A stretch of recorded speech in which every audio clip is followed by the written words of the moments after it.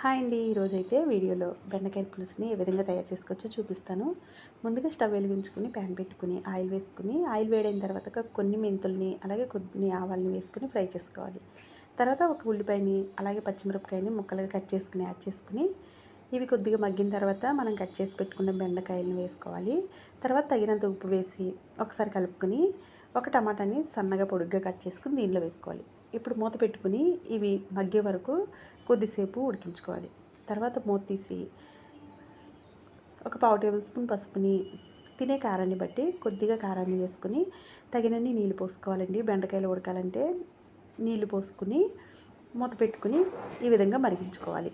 ఇలా మరిగిన తర్వాత మూత తీసుకుని తగినంత చింతపండు రసాన్ని దీనిలో వేసేసుకోవాలి. ఇలా చింతపండు రసంతో తింటే పులుసు అయితే చాలా బాగుంటుందండి. ఇప్పుడు మూత పెట్టుకుని కూర దగ్గర పడే వరకు ఉడికించుకోవడం.